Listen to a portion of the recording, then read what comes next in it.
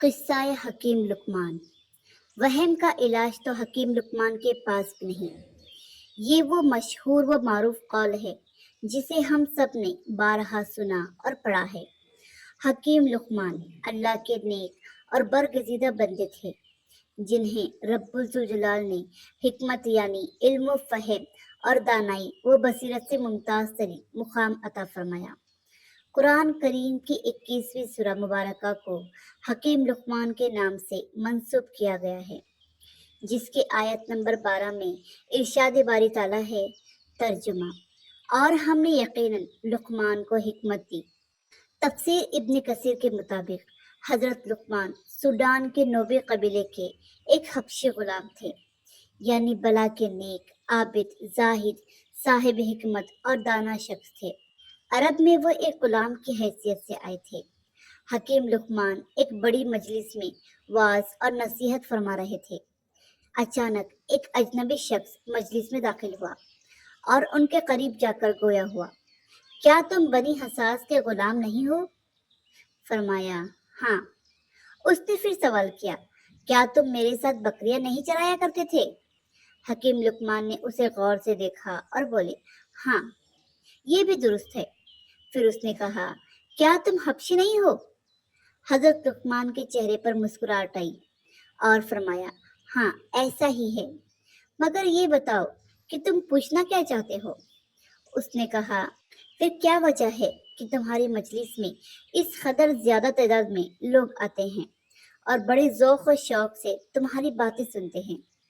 حضرت لقمان نے نہایت محبت سے اس شخص سے فرمایا، برادر عزیز، جو باتیں میں کہتا ہوں ان پر تم بھی عمل کرنے لگو تو تم بھی میری طرح ہو جاؤ گے۔ آنکھوں سے حرام چیزیں نہ دیکھو، زبان کو بے ہدہ باتوں سے روک لو، مال حلال کھایا کرو، اپنی شرمگاہ کی حفاظت کرو، زبان سے ہمیشہ سچ بولا کرو، وعدہ پورا کیا کرو، مہمان کی عزت کرو، پڑوسی کا خیال رکھو، بیکار کاموں کو چھوڑ دو۔ بس یہی عادات ہیں جن کی وجہ سے مجھے بزرگی عطا فرمائی گئی ہے۔ بنی حساس مصر کا ایک شان و شوکت، رعب و دبدبے والا، خدا ترس اور توحید پرست قبیلہ تھا۔ حکیم لقمان قبیلے کے سردار کی بکریوں کے ریوڑ کے نگران تھے۔ ویسے تو ایک ادنا سا غلام تھے، لیکن دنیا کے عقل مند اور دانا ترین لوگوں میں سے تھے۔ نہایت پاک باز، شریف النفس، عقل و خرد، علم و دانش کے پیکر، فہم و فراست، ذہانت، فطانت، تدبر اور بردباری میں ان کا کوئی ثانی نہ تھا۔ حضرت سعید بن مسیب رحمۃ اللہ کے پاس ایک سیاہ فام شخص کوئی سوال پوچھنے آیا تو آپ نے فرمایا، پوچھو، کیا پوچھنا چاہتے ہو؟ تمہیں اپنی سیاہ فامی پر شرمندہ نہیں ہونا چاہیے، کیونکہ سوڈانیوں میں 3 آدمی دنیا کے بہترین انسان اور بہت زیادہ حکمت کے مالک تھے۔ حضرت بلال حبشی رضی اللہ تعالیٰ عنہ، حضرت عمر فاروق کے غلام محجا اور حضرت حکیم لقمان۔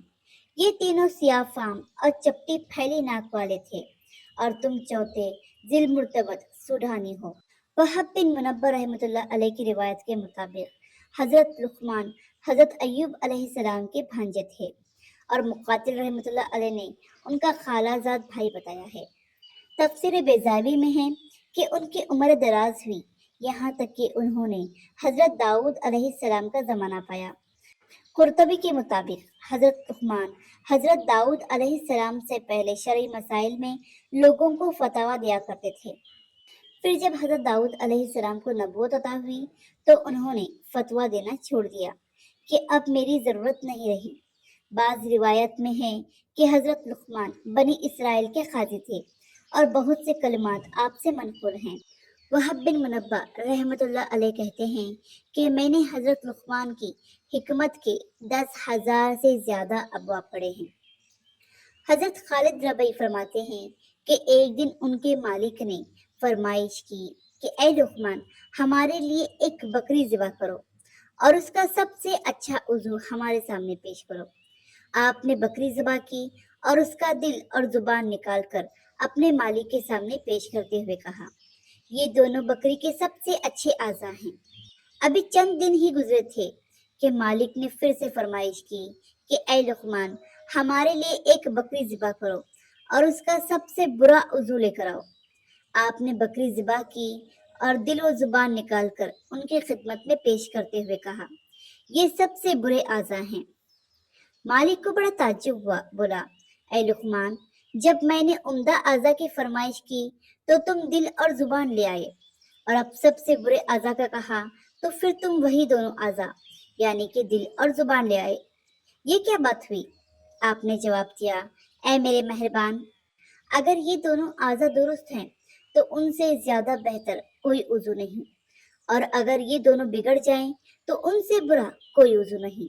مفسرین لکھتے ہیں کہ حضرت لقمان نے فرمایا، میں نے 4000 نبیوں کی خدمت میں حاضری دی اور ان پیغمبروں کے مقدس کلاموں میں سے 8 اہم باتوں کو چن کر یاد کر لیا، جو یہ ہیں، جب نماز پڑھو تو دل کی حفاظت کرو، جب کھانا کھاؤ تو اپنے حلق کی حفاظت کرو، کسی غیر کے مکان میں رہو تو اپنی آنکھوں کی حفاظت کرو، لوگوں کی مجلس میں بیٹھو تو اپنی زبان کی حفاظت کرو، اللہ تعالیٰ کو ہر وقت ہر لمحہ یاد رکھو، اپنی موت کو ہمیشہ یاد کرتے رہا کرو، اپنے احسانوں کو بھلا دو، دوسروں کے ظلم کو فراموش کر دو۔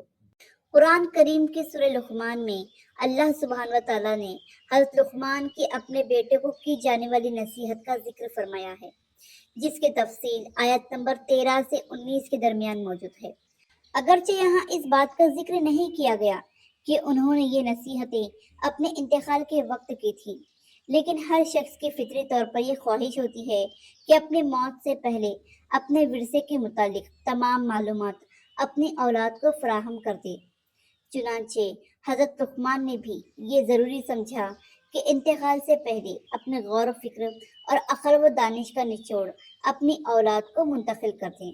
چنانچہ فرمایا، اے میرے جانے پدر، اللہ کے ساتھ کسی کو شریک نہ کرنا، یقیناً شرک بہت بڑا گناہ ہے۔ یہاں پر اللہ سبحانہ و تعالیٰ نے والدین کے ساتھ حسن سلوک کی بھی تاکید کی اور ان کی اطاعت و خدمت کا حکم دیا، بالخصوص ماں کے حوالے سے۔ پھر حکیم لقمان نے فرمایا، بیٹا، اگر کوئی عمل رائی کی دانے کے برابر بھی کیوں نہ ہو، چاہے وہ زمین میں ہو، آسمان میں ہو یا چٹانوں میں ہو، کہیں بھی چھپا ہوا ہو، اللہ اسے لاموجود کر دے گا۔ کچھ شک نہیں کہ وہ باریک سے باریک چیز کو دیکھ سکتا ہے اور ہر شے سے باخبر ہے۔ بیٹا، نماز کی پابندی رکھنا، لوگوں کو اچھے کام کرنے کی تاکید اور برے کاموں سے روکتے رہنا، مصیبت کے وقت صبر سے کام لینا اور عذرائے غرور، لوگوں سے گال نہ پھلانا اور زمین پر اکڑ کر نہ چلنا۔ اللہ سبحانہ تعالیٰ شیخی خورے اور مغرور شخص کو پسند نہیں فرماتا۔ اپنی چال کو اعتدال میں رکھنا، بحث و تمہیز کے وقت اپنی آواز کو پست رکھنا، یقیناً سب سے ناپسندیدہ آواز گدھے کی آواز ہے۔ سورہ لقمان آیت نمبر 13 سے 19۔